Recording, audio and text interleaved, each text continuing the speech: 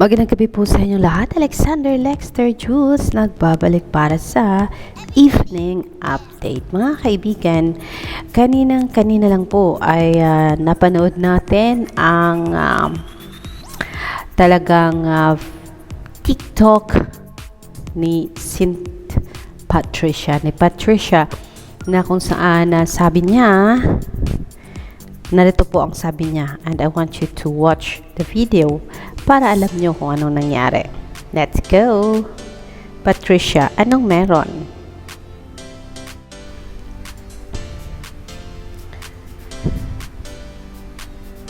Ayan, minamaximize daw niya ang mga oras niya habang nagre-rehearse si Maymay Entrata kasi hindi pa tapos si Maymay Entrata sa kanyang rehearsals. Kaya po,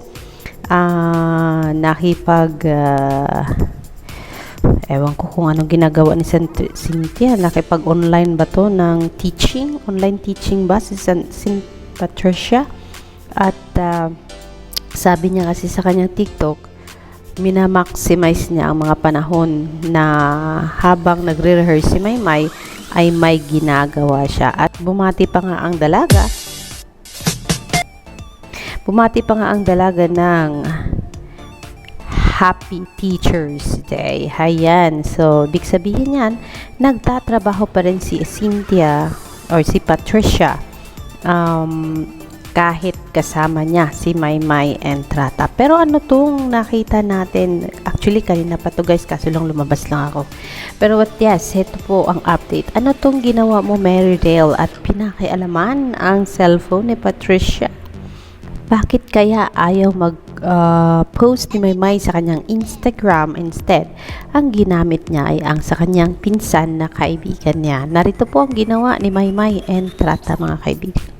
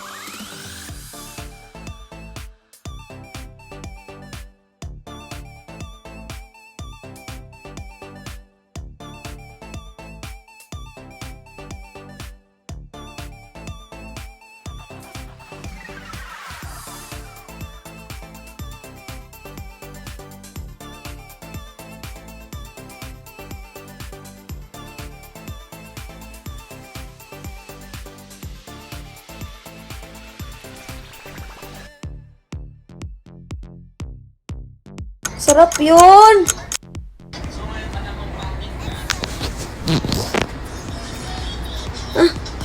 Saan na yung filter?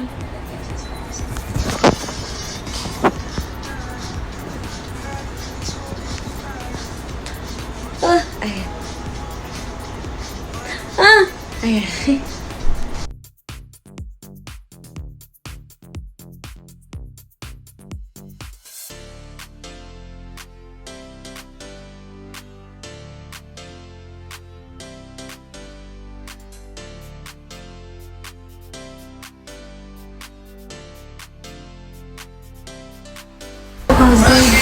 Bye guys! Andito na si Patricia.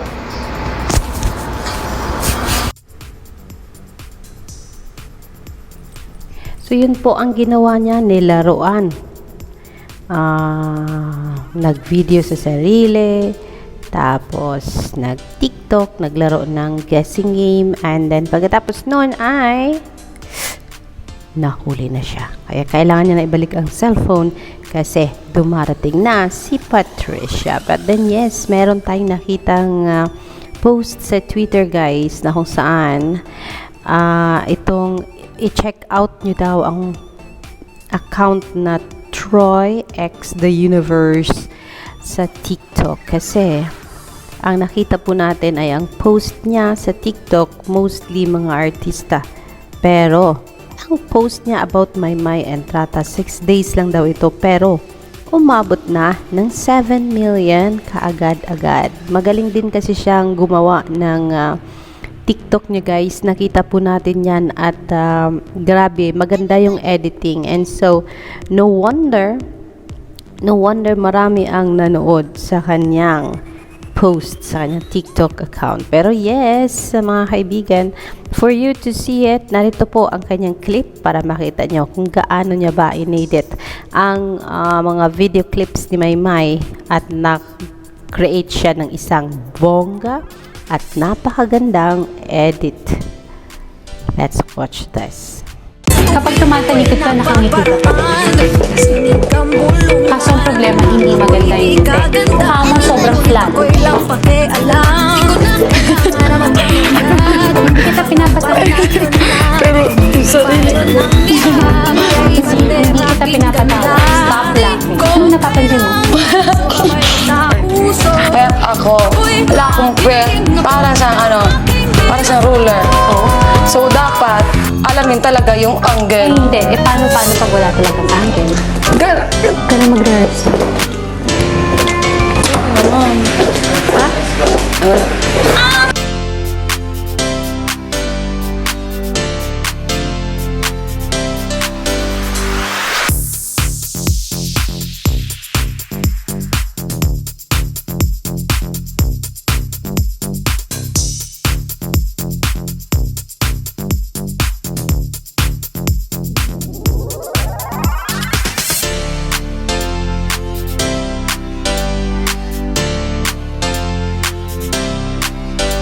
Ayun, ipinost ito ni Hindi Ako Yun. Ang sabi niya, grabihan daw po ang engagement. Sa 6 days pa lang ay umabot na ang views ng 7.1 million views. So yes, ganyan po ka